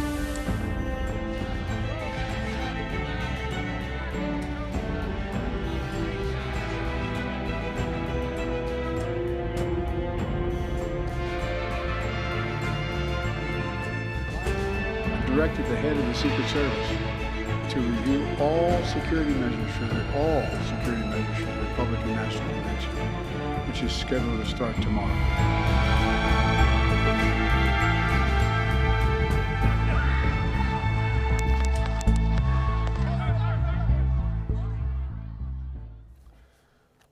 네, 이 피격 사건 이후 공화당은 트럼프 전 대통령의 불사조 이미지를 강조하면서 지지층 결집에 나섰고요. 민주당은 그동안 힘을 실어온 반트럼프 전략이 크게 흔들리면서 혼란에 빠졌습니다. 바이든 캠프 측은 트럼프의 사법 리스크를 강조하는 TV 광고를 중단하는 등 네거티브 전략을 삼가는 분위기인데요. 차두현 아산정책연구원 수석연구위원과 함께 풀어보겠습니다. 어서 오세요. 어서 오세요. 네, 안녕하십니까. 네. 미국 대선이 이제 넉 달밖에 남지 않았는데요. 그렇죠. 큰 사건이 발생했고요. 지금 한 24시간 좀 지난 것 같아요. 네네. 그렇죠? 벌써 어제 그렇죠. 이른 아침이었으니까요. 네네. 지금 미국 사회에 큰 충격에 빠진 것 같은데요. 범인은 일단 총격범 크루스인데 사망했고 단독 범행으로 결론이 나고 있는 거죠? 네, 현재로는 배후가 있다든지 어떤 조직적인 움직임에 의한 지금 피격 미수로 보이는 건 아니라는 거죠. 감정 결론이. 다만 동기는 여전히 오리무중이죠. 아, 그렇죠. 좀 더 조사를 더 해봐야 되는 거죠, 그러면? 조사를 해봐야 되겠지만 그동안 미국 대통령이라든가 주요 정치인에 대한 어떤 피격이라든가 피격 미수 사건들을 보면요. 이제 명확하게 동기가 밝혀진 게 그렇게 많지가 않아요. 사실은 케네디 대통령 암살도 그랬고요. 그다음에 로버트 케네디 상원의원 암살도 사실은 배후는 밝혀지지 않았어요. 그렇군요. 그다음에 이제 그 1981년 로널드 레간 대통령 그 당시에 공격을 했던 존 힌클리의 동기도 확실하게 밝혀지는 않았거든요. 그런 걸로 봐서는 지금은 무엇보다 피격범이 사망을 한 단계이기 때문에 지금 나오고 있는 단편적인 정보가 전부 이제 프로파일링이라든가 주변에 있는 그 이 지인들의 증언들을 통해서 나오는 거기 때문에 이게 뭐 가령 반트럼프 성향을 그대로 공화당원인데 내비친 거냐 아니면은 그냥 사회 부적응자의 소행이냐 아니면 정신적으로 좀 문제가 있었던 거냐 또는 그 뭐 민주당 성향이 사실은 숨기고 있던 민주당 성향이 드러나서 한 거냐는 불분명한데 분명한 거는 AR-15라는 소총을 가지고 한 100여 미터 거리에서 총을 쐈다라는 거는 살해 의도는 분명히 있었다라는 거죠. 뭐 동창생들의 인터뷰를 저희가 전해드리기도 했지만 뭐 평범한 학생이었다는 의견도 있고 왕따였다는 의견도 있거든요. 어쨌든 뭐 총살범이 사망한 상황에서 그럼 수사는 어떤 식으로 진행이 되나요?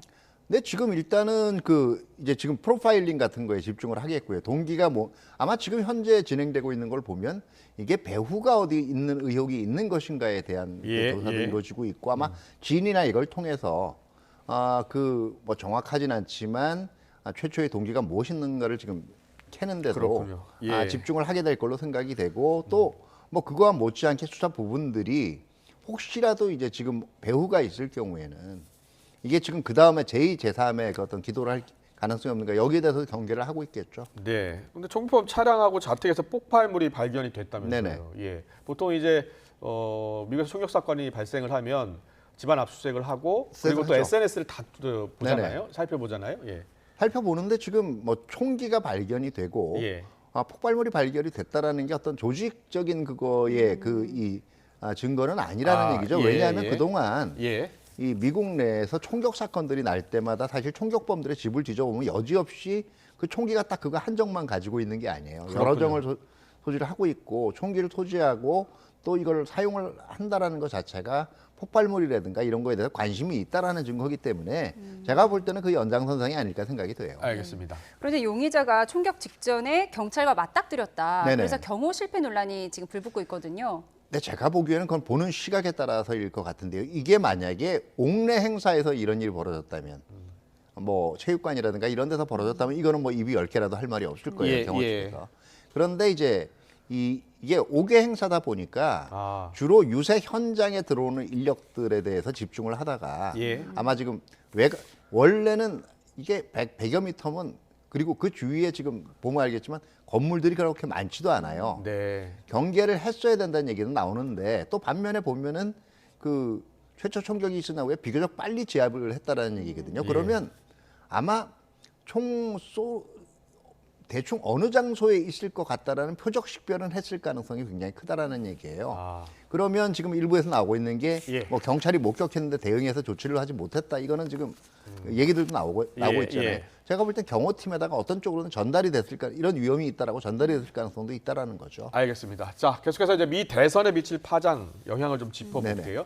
트럼프 전 대통령이 이제 피격 사건 이후 보인 행동 그리고 이후 여론은 지금 어떻게 나타나고 있어요? 일단은 보이는 행동 자체는 저도 굉장히 감탄했어요. 왜냐하면 일단은 그러면 보통 공포에 질리게 돼 있거든요. 근데 굉장히 의연하게 이 불이라든가 적에 대해서 항복하지 않겠다라는 뜻을 밝혔고요. 그러므로서 유명한 이제 사진도 나왔어요. 저게 필리처상 작가의 사진인데 그래서 이제 민주당 성향 SNS에서는 일부 이거 기획설 아니냐 하는 얘기들도 그건 말도 안 되는 얘기겠지만은요. 어쨌든 지금 보면은 흔히 우리가 바이든 대통령 고령 변수가 있다 그러잖아요. 총격 사건 이후 처음 드러난 그렇죠. 모습입니까? 근데 뭐 전혀 타격을 받지 않고 있는 모습이거든요. 바이든 대통령도 고령 변수가 있지만 트럼프 대통령도 못지않게 고령이에요. 바이든 대통령 81세, 트럼프 대통령 78세니까요. 옛날에 로널드 레간 대통령이 얘기를 했지만 그분 70세였어요. 옛날에 나이 많다 그럴 때도. 총격 사건 이후 처음 모습을 드러내고 있는 트럼프 전 대통령의 모습을 보고 비교적 있는데요. 의연한 모습이거든요. 그러니까 트럼프 대통령은 이번에 바이든 대통령의 기존 모습하고는 굉장히 대비되는 모습을 보인 거예요. 건재하고 오른쪽 단호하고. 귀를 다쳤잖아요. 오른쪽 귀. 그렇죠. 맞죠. 지금 오른쪽 귀 붕대가 약간 보이는 것 같기도 하고요. 제가 그 얘기 했거든요. 분명히 처음에 나왔을 때 아마 그 다음 행보는 귀에다 밴드지 붙이고 아무 이상 없이 이제 활동하는 모습일 거다. 그렇군요. 얘기했는데 그런 면에서 지금 이미지 면에서는 굉장한 아마 프리미엄을 얻은 거죠. 그래서 일단 당분간은 공화당도 이 분위기를 적극적으로 활용할 거고 하다못해 종교계를 중심으로 하늘이 낸 인물이다. 거의 기적이 이런 스토리들이 계속 만들어질 거고요. 이제 지금 총격을 당한 곳도 경합주라 그러는 위스콘신주였고 이제 전당대회가 열리는 이제 미러키가 있는 위스콘신주, 펜실바니아주였고요. 총격을 당한 곳도 그다음에 지금 전당대회도 경합주라고 하는 위스콘신주에서 열린단 말이에요. 그렇게 되면 아마 제가 볼 땐 7월 그리고 또 하나가 지금 어떻게 보면 미국 현직 대통령보다도 더 많은 언론의 스포트라이트를 받고 있죠. 이 분위기가 7월간은 이어질 겁니다. 그런데 보통 일부에서는 이게 판이 이미 끝났다라고 얘기하시는 분들도 있는데 판이 끝났다라고 얘기하는 건 이제는 이게 워낙 압도적인 이 쟁점이 되기 때문에 누구도 이걸 뒤집을 만한 쟁점을 제기를 못한다랄 때 보통 그렇게 얘기를 하는데 지금 굉장히 유리한 홍보지가 올라간 건 맞아요. 뭐 베팅 사이트들을 보면 70%까지 올라갔는데 그렇군요. 문제는 지금 트럼프 대통령이 최초에 한 얘기들이 이제 승리, 적에 대한 싸우자, 적에 대해서 승리한다라는 메시지였거든요. 지금 전당대회 메시지는 제가 볼 때는 이분이 그래도 꽤 이걸 아마 판을 보는구나라는 생각이 드는 게 통합이에요. 근데 지금 바이든 대통령이 처음에 얘기했던 거는 이제 이 사건 나자마자 얘기했던 거는 결국 화합하고 비폭력이었거든요.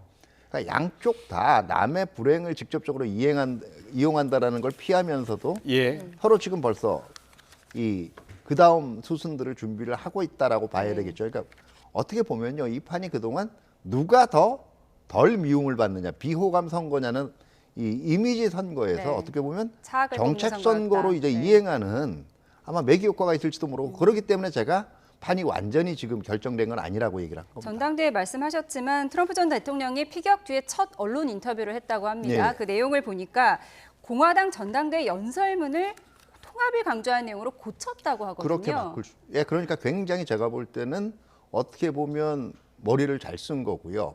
판을 읽고 있다라고 보는 거죠. 왜냐하면 이제 쟁점 자체가요. 지금 바이든 대통령이 낸 게 증오에 대한 해소잖아요. 이게 지금 총격이 뭘 반영하냐면은 세 가지를 반영한단 말이에요. 하나가 미국 사회가 분열돼 있다라는 거고요. 분열돼 있는 정도가 아니라 상대방을 증오하다가 죽여버리고 싶을 정도로 미워한다라는 거죠. 동기는 확실하게 밝혀지지 않았고. 결과적으로는 그게 또 하나가 결국 이렇게 자기가 반대하는 세력, 증오하는 세력을 어떻게 보면 선거 유세라는 게 가장 전형적인 민주주의 과정이잖아요. 민주주의에 대한 훼손이란 말이에요. 그러면 폭력, 그다음에 민주주의에 대한 불복과 훼손, 그리고 또 이 사건의 직접적인 원인이라고 할 수는 없지만 배경이 된 총기 소유 이제에 대한 자유로운 허가, 이걸 들고 나와가지고 이 논쟁이 격화가 되면은요, 지금 기존에 얘기하고 있던 사법 위에 군림하는 입장, 그다음에 2021년에 의회 난입 사건, 이것도 불복하고 폭력이거든요. 그리고 총기 소유에 대한 논란들이 다시 재점화가 되면 그때는 또 판이 어떻게 될지 모릅니다. 알겠습니다. 판이 어떻게 될지 모른다고 하셨는데 앞서 말씀하신 총격 현장에서 찍힌 사진이 화제가 되고 있는데요. 사진을 찍은 사진 작가 인터뷰 내용 듣고 오겠습니다. Over my left shoulder, I heard several pops, and I knew immediately it was gunfire. So I looked at the stage and I saw the Secret Service agents rushing to President Trump. From that moment, I ran to the stage and I started photographing the agents on top of them. At the moment I heard the shots being fired, I knew that this was a moment in American history that had to be documented. I mean, it's our job as journalists to do this work. 네, 앞서 이제 피격 후 바로 일어나서 주먹을 불끈진 모습, 그리고 뒤에 성조기가 휘날리고 아까 그 사진 보여드렸는데 그 사진을 찍은 기자의 인터뷰 내용을 들으셨는데요. 다만 이제 지금 아까 얘기한 이게 판 자체가 여전히 끝나지 않은 거예요. 그러니까요. 지지층 결집 효과는 분명히 나타나는데 당연히 나타나게 그런데 이제 되고요. 그러니까 민주당 쪽에 또 지지층 결집을 또 부를 수도 있는 사안이 될 수 있잖아요. 그렇지만은 그쪽은 양쪽 다 이미 표심이 결정됐다고 봐야 되고요. 지금 제가 볼 때 트럼프 대통령이 유리하다라고 얘기하는 이게 부동층에서 상당한 영향을 미칠 수가 있고. 그렇군요. 공화당 내에서 얘기하고 있는 공화당을 지지하지만 트럼프 대통령에 대해서 마뜩치 않은 이 표가 다시 결집될 수가 있는 거거든요. 민주당 바이든 후보 교체론에는 어떤 영향을 미칠 것 같습니까? 제가 볼 때는 지금 이 선거 이후에 나오는 여론조사 결과에 특히 이제 한 달간이 중요한 게요. 지금 앞으로 7월 말까지 한 달이 2주간이 중요한 게 여기서 표차가 더 벌어지게 되면 오히려 그냥 그 다음 유력한 주자들이 안 났을 결국 자기 기회를 한번 희생해 버리는 거거든요. 그게 과거에 클린턴 대통령 등장할 때도 한번 있었는데요. 지는 판인 줄 알고 아무도 안 나섰는데 결국 클린턴 대통령이 됐었거든요. 그렇군요. 그런데 만약에 두 가지예요, 전제가. 바이든 대통령이 여전히 기존과 같이 좀 무력한 모습, 그다음에 회복되지 못하는 모습을 보여주고 있거나, 그다음에 생각보다는 지지율은 그렇게 많이 벌어지지 않은 상황이 되면 지금이라도 상황을 반전시켜야 된다라는 여론도 당연히 나오게 돼 있는데 아마 바이든 대통령도 이걸 의식해서인지 어제 트럼프 전 대통령 피격 직후에 나온 반응들은 예. 비교적 굉장히 어떻게 보면 모범정답에 가까운 대응을 보였다라고 볼 수가 있습니다. 예, 지금 바이든 후보 이야기하고 있는데 트럼프 화면만 나와서요. 예, 바이든 후보 좀 보여주세요. 예, 바이든 대통령. 예. 예. 네, 바이든 캠프 측에서 전략을 수정한 것 같더라고요. 이제 네거티브 하지 말아라, 트럼프 조롱하지 말아라, 금지령이 내려졌다고 전해지고 있거든요. 예, 이거는 자연스러운 미국 아마 문화에서 여전히 남아 있는 그러니까 당장 피해자를 공격하지 않는다라든가 이런 예. 거는 당연히 두 번째는 그 전략이 별로 먹히지 않았다라는 거에 대한 반성도 있었을 거예요. 예. 그 다음에 사법 리스크라는 도구는 이제는 비교적 많이 해소가 됐다라고 보고 그렇군요. 7월에 지금 예. 남아있던 것이 성추문 관련 어떤 이 리스크들이었는데 이거는 지금 이 사건이 나는 바람에 완전히 이제 지금 묻혔어요. 예. 그러기 때문에 아마 바이든 이 현 대통령 캠프 쪽에서 지금 할 수 있는 전략은 이제는 화합이라든가 증오의 불식 이런 쪽으로 옮겨가게 되는 거고요. 네. 네거티브는 오히려 지금 약해질 가능성이 있어요. 그렇군요. 예. 마지막으로요. 미셸 오바마 대안 가능성은 어떻게 보세요? 저는 가능성 별로 없다라고 가능성이 봐요. 없다. 예. 왜냐하면은 어떤 이유 때문입니까? 이제 미셸 오바마 여사 같은 경우에 예. 높은 인기를 얻고 있지만 그리고 제가 보기에는 해리스보다는 나은 대안일 수가 있는데요. 사실은 미국 내에서 흑인 대통령이라든가 아니면 여성 대통령의 두 가지를 놓고 실적 선호를 해보면 예. 여전히 아마 여성 대통령이 등장할 분위기는 아니에요. 근데 결국은 미셸 오바마를 내세우는 거는 바이든 대통령 불안하기 때문에 나중에 고령 중에 어떻게 되면 생각하는 거 아니겠어요. 예. 그렇게 될 경우에 해리스보다는 나은 대안이겠지만 제가 보기에는 그렇다고 해서 이 결정적인 카드가 될 거다. 제가 볼 때는 그건 좀 어렵지 않을까 생각이 듭니다. 버락 오바마의 후광 효과가 있지 더더구나 않을까요? 부통령도 아니고 예. 만약에 대체 주자로 만약에 나설 가능성은 저는 더 적다라고 봐요. 알겠습니다. 네, 트럼프 전 대통령 피격 사건 관련해서 미 대선에 미칠 영향을 분석해드렸습니다. 차두현 아산정책연구원 수석연구위원과 함께했습니다. 잘 들었습니다. 고맙습니다. 네, 감사합니다.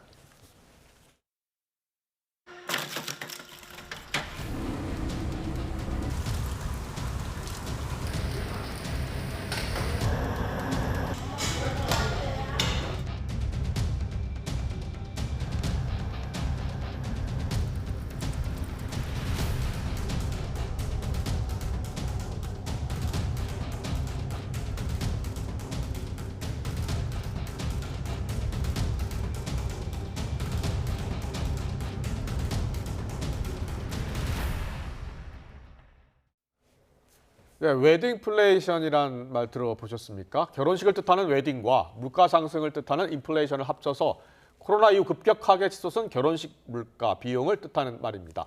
비싼 예식비뿐 아니라 과도한 위약금 청구, 각종 끼워 팔기 등으로 불만 민원까지 급증 추세인 것으로 나타났습니다. 김대겸 기자의 보도입니다. 코로나가 한창이던 지난 2021년 확진 숫자에 따라 매달 바뀌는 방역 지침 탓에 이른바 웨딩카 차량 시위가 벌어지기도 했습니다. 방역 지침을 지키려 울며 겨자 먹기로 하객 수를 줄이거나 심지어 결혼식까지 미뤘는데 정부와 웨딩 업체 모두 비용은 나몰라라 했다는 겁니다. 스튜디오 드레스, 메이크업이라든지 사진, DVD, 한복, 기타 등등 다 위약금이 되기 때문에 이제는 모든 제한에서 벗어났지만 결혼식 관련 불만 민원은 오히려 더 증가 추세인 것으로 나타났습니다.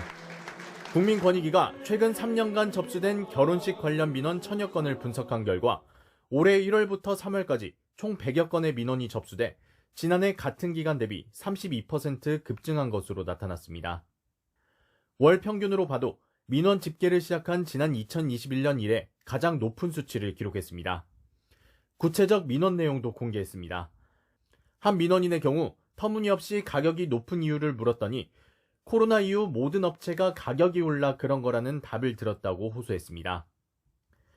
정가를 두세 배로 올려놓고 할인 가격에 판매한 뒤 정작 계약을 해지할 때는 다시 정가 기준으로 위약금을 불려 청구했다는 사례도 있었습니다. 한 예비신부는 계약 당시 사진으로 본 웨딩홀 모습이 실제와 달라 해약하려 했지만 이미 낸 계약금에 위약금까지 요구해 결국 마음에 들지 않는 결혼식을 앞두고 있다고 토로했습니다. 위약금이나 계약금이 290만 원이면 어떤 사람 한 달 월급보다 많을 수도 있고 그게 사실 뭐 큰 돈이니까 저희는 그거를 날리면서 다른 곳에서 하기에는 경제적 부담도 있고. 이 밖에도 사진 촬영과 같은 부대 서비스를 의무적으로 이용하도록 끼어 팔기를 하거나 제대로 된 설명도 없이 추가금을 부과하는 등 다른 문제점에 대한 지적도 이어졌습니다. 본식 사진 촬영 같은 부대 서비스를 이용 강요하는 관행이 있었고요. 소인 식재는 소인만 따로 이제 몇 명 왔는지 계산을 해가지고 따로 추가로 계산을 해야 된다고 하는 게. 권익위는 공정위와 한국소비자원 등 관계기관이 표준 약관 마련이나 가격 표시제 도입 등에 활용할 수 있도록 이번 분석 결과를 제공할 예정이라고 밝혔습니다. YTN 김대겸입니다.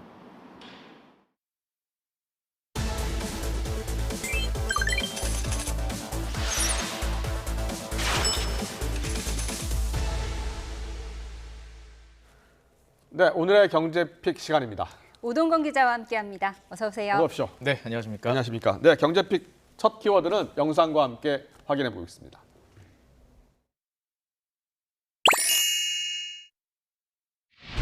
Take a look at what happened.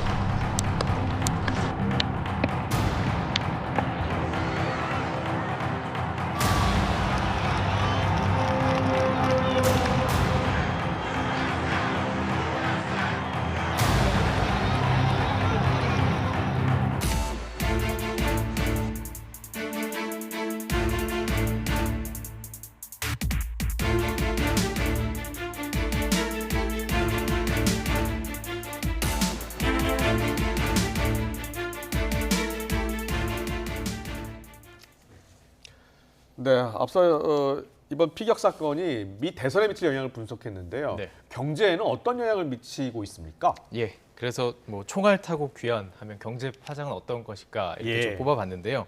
경제 분야에 큰 영향을 받는 이유는 아시다시피 트럼프 전 대통령의 대선 승리 가능성이 높아졌기 때문입니다. 블록체인 기반으로 예측 베팅 사이트가 있는데 이게 폴리마켓이라는 게 있습니다. 이 폴리마켓에 따르면 이 사건 직후에 트럼프 전 대통령의 당선 가능성이 60%에서 70%로 10%나 급상승을 했습니다. 그렇군요. 당장 영향을 받는 것 가상화폐 시장이고요. 가상화폐 시장은 트럼프 전 대통령이 바이든 대통령보다 가상화폐 산업에 우호적이다 이렇게 좀 보고 있습니다. 트럼프 전 대통령이 지난달 샌프란시스코 그 선거자금 모금 행사에서 스스로 어떻게 불렀냐면 가상화폐 대통령, 크립토 프레지던트 될 것이다 이렇게 말했습니다. 그랬군요. 그러던 그 가상화폐들이 아무래도 업계가 뭐 적극적인 지원을 약속한 것으로 알려지고 있기 때문에 비트코인 뭐 대장주기 때문에 살펴보면요.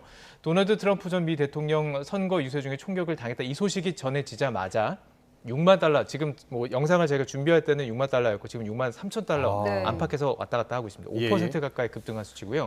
계속 급등한 채 고공행진을 하는 중입니다. 네, 비트코인이 이렇게 들썩이고 있는데 미국 내 일부 경제 유력 인사들도 트럼프 지지 의사를 표하고 있다고요? 예, 그렇습니다. 기존에 뭐 관계가 좋았던 일론 머스크, 물론 이제 그 전 대선에서는 민주당을 지지했었지만 일론 머스크 테슬라 CEO는요. 나는 트럼프 전 대통령을 전적으로 지지한다. 빠른 회복을 희망한다라고 말했고요. 트럼프 측이 재집권에 성공을 하면 일론 머스크를 자문역으로 임명하겠다 이런 제안을 했었다라는 기사가 미국 내에서 나오기도 했었습니다. 뭐 유력한 월스트리트 저널에서 나왔기 때문에 많이 보도가 됐었고요. 또 억만장자 헤지펀드 매니저 빌 에크먼 퍼싱스퀘어 회장 소셜미디어를 통해서 전 트럼프 전 대통령의 지지 의사를 확실히 밝혔습니다. 메타의 마크 저커버그도 스레드를 통해서 오늘은 우리나라에 정말 슬픈 날이라면서 정치적 폭력은 민주주의를 훼손하고 언제나 규탄받아야 한다 이렇게 강조를 했습니다. 자, 미국 장은 아직 시작이 안 됐습니다. 지금 새벽 한 4시에서 5시 요 사이를 지나고 있는데요. 그렇기 때문에 미국 증시가 어떻게 반응할지는 조금 더 관심을 가지고 지켜봐야 할 것 같습니다. 자, 우리나라 경제에는 어떤 영향을 미칠 것 같습니까? 그렇습니다. 가장 우려되는 부분은 대미 수출입니다. 트럼프 대통령은 이미 모든 수입품에 10% 관세를 매기겠다 이런 정강 정책을 내놨습니다. 원래 우리나라 제일 흑자를 내던 국가는 중국이었지만 계속 이제 미국이 계속 흑자로 올라서면서 우리나라와 계속 교역하는 것 중에서 흑자가 가장 많이 나는 나라 중에 하나로 꼽힙니다. 지금 베트남과 미국이 왔다 갔다 하는 상황인데 미국에서 우리나라 물품을 수입할 때 관세를 많이 부과하게 되면 당연히 타격을 입을 수밖에 없습니다. 특히 자동차, 대미 수출을 제일 많이 하는 제품이죠. 자동차 산업을 미국에서 다시 부활시킨다. 이게 트럼프 전 대통령의 공약이기 때문에 우리나라 자동차의 미국 수출에 악영향이 우려되는 상황인데요. 장기적으로도 끼치는 영향이 좀 걱정입니다. 전문가의 분석 들어보시죠. IRA라고 하는 것을 내가 만약에 들어가게 된다면 바로 폐기하겠다라고 이제 얘기한 것인데요. 이 IRA라고 하는 것은 미국에서 생산되는 이제 전기차라든지 배터리에 이제 보조금을 대규모로 지급을 하는 것이거든요. 그래서 우리나라 기업들도 미국 시장에 생산 기지를 건설하고 거기에서 전기차나 배터리를 생산하는 그런 이제 계획을 계속해서 차근차근 추진을 하고 있는데, 그리고 그것을 바탕으로 보조금도 많이 받고 있는 상황이거든요. 그런데 이것을 폐기하게 된다면 결국에 이 미국에 진출한 국내 전기차 산업에도 타격이.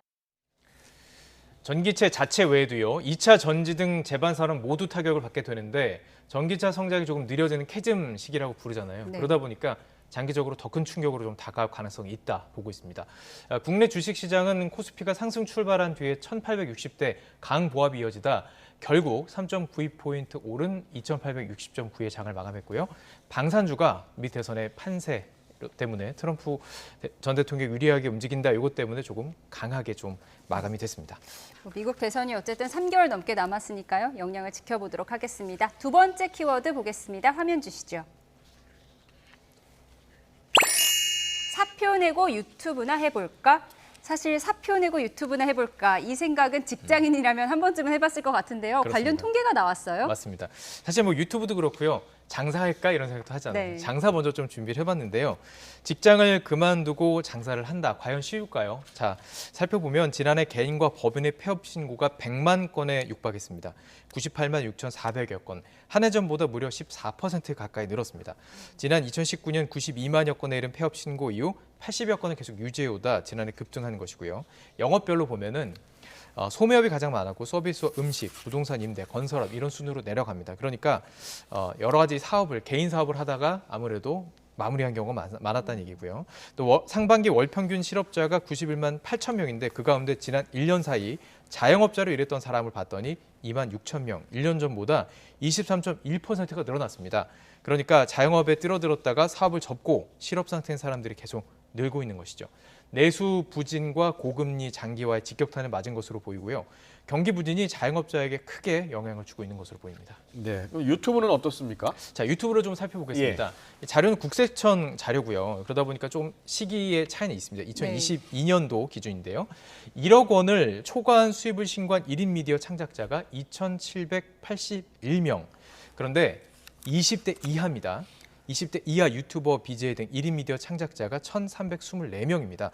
1억 이상을 벌어들이는 20대 이하가. 자, 이것만 보면은 2020년과 비교해서 528명이었는데 약 2.5배가 늘어난 규모입니다. 맞네요. 돈 많이 버는 뭐 유튜버가 많은 것 같아 보이죠. 그런데 자, 보면요. 이렇게 1억 원이 넘는 초과 수입을 내는 사람은 단 7%에 불과합니다. 그 대다수를 차지하는 80%는 평균 수익 얼마나 버나 봤더니 2,500만 원 미만이었어요. 연평균입니다. 네.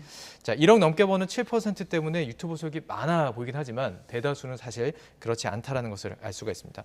물론 이게 수입 신고 자료이기 때문에 유튜버들이 방송 중에 개인 계좌를 노출해서 이렇게 후원금을 받는데 이건 포함되지 않았습니다. 그래서 사실상 과세 사각지대 방치됐다 이런 지적도 나오고 있는데 결국은 이들이 또 돈을 또 더 많이 벌고 힘든 사람 계속 힘든 거기 때문에 부익부 빈익빈이네요. 여전히 유지되고 있습니다. 네, 잘 들었습니다. 세 번째 키워드 계속해서 보겠습니다. 네, 3위인데요. 클수록 좋아. 더위 고물가에 대용량이 인기다. 네, 대용량 음료가 인기라는 거죠? 얼마나 큰 음료가 나온 겁니까? 점심 때 사이즈 뭐 커피 좀 드셨습니까? 보통 사이즈 먹죠. 보통 사이즈. 보통 아이스 아메리카노 사이즈 업해서 먹는데요. 이 사이즈라면 어떠시겠습니까? 이게 어디서 파는 거죠? 이게 편의점에서 나온 건데요. 제가 상표는 가렸고요. 너무 여기에 큰데요? 1.2리터 넘게 들어갑니다. 이제 여기에 원액을 붓고 가격이 3,000원 이하입니다. 여기다. 저도 한번 만져볼 수 있어요? 보세요. 만져보시죠. 묵직합니다. 네. 이거 뭐 무거워서 마시기도 힘들겠는데요? 예, 그렇습니다. 요즘에 이렇게 대용량으로 너무 나오는 거고, 이게 꽤 인기를 지금 끌고 있습니다. 이게 지금 이게 얼마예요? 이게 지금 원액까지는 이것만 사면은 2,000원 이하고요. 3,000원도 안 하면 제 입장에서는 좀 많이 사 먹을 것 같아요. 제가 커피를 사실 맛이 있어서 먹는 게 아니라 좀 잠을 깨려고 먹는 경우가 있는데 그 부분에서 좀 저도 많이 사 먹을 것 같습니다. 언제 커피가 가장 필요하세요, 일하실 때? 지금 월요일 날. 네.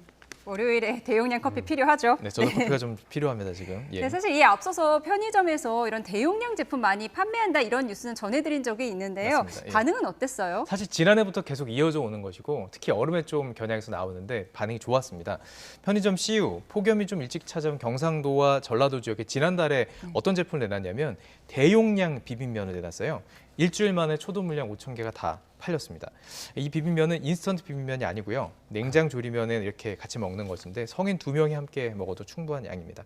자, 편의점 GS25도요. 지난 5월에 초대형 물냉면, 자 이렇게 큰 세수대야에 내놨습니다. 이게 양이 얼마나 되냐면 물 1.6리터를 섞으면 3.2kg이에요. 그러니까 이거 하나를 한 그릇 다 먹으려면 제 몸무게가 한 3.2kg 이상 는다는 것이죠. 자, 고물가 상황에 영향이 있는 것으로 보입니다. 이른바 가성비의 소비자가 집중을 하게 되면서 양으로 좀 승부하는 이런 마케팅이 잘 된다, 좀 이런 분석이 나오고 있습니다. 네, 알겠습니다. 오늘 경제픽 소식 잘 들었습니다. 오동건 기자와 함께했습니다. 고맙습니다. 감사합니다. 네, 계속해서 기업 단신 전해드리겠습니다. 삼성전자가 올해 2분기에도 세계 스마트폰 시장에서 점유율 1위를 기록했습니다. 시장조사업체 IDC는 삼성전자의 2분기 스마트폰 시장 점유율은 18.9%로 15.8%인 애플보다 앞섰다고 밝혔습니다. 올해 1분기에 이어 선두 자리를 유지한 것으로 삼성전자의 인공지능 스마트폰 전략이 영향을 미쳤다는 평가입니다.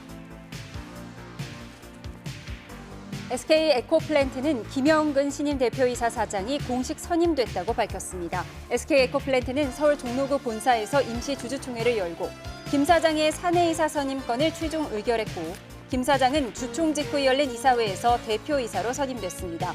김 사장은 SK 에코플랜트 구성원들에게 보낸 메시지를 통해 지속 가능한 성장과 구성원들의 행복을 목표로 최선을 다하겠다고 밝혔습니다. 쌍용건설이 싱가포르 현지 최대 규모인 1,800병상의 우드랜드 종합병원 건설을 6년 만에 완료해 개원식을 가졌습니다. 싱가포르 보건부가 발주한 우드랜드 종합병원은 76,600제곱미터 부지에 지하 4층에서 지상 7층짜리 건물 8개 동 1,800병상으로 지어졌고 1조 6천억 원의 공사비가 투입됐습니다. CJ 푸드빌이 운영하는 뜨레주루가 국내 가상자산 거래소와 손잡고 비트코인 증정 행사를 진행합니다. 오는 31일까지 전국 뜨레주루 매장에서 아이스박스 신제품을 구매하면 최대 3만 원 상당의 비트코인 쿠폰을 받을 수 있습니다. 뜨레주루 측은 쿠폰 등록 고객 가운데 추첨을 통해 한 명에게 1,000만 원 상당의 비트코인을 제공하는 추가 혜택도 마련했다고 밝혔습니다. 신세계 면세점이 오늘부터 다음 달 11일까지 한 달 동안 프랑스 와인 행사를 갖습니다. 이번 행사는 신세계 면세점 온라인몰과 인천공항에서 진행되며 프랑스 와인 100여 종을 최대 50% 할인 가격에 판매합니다. 신세계 측은 우리나라에서 6병만 출시되는 프랑스 명품 샴페인도 이번 행사에서 선보인다고 밝혔습니다.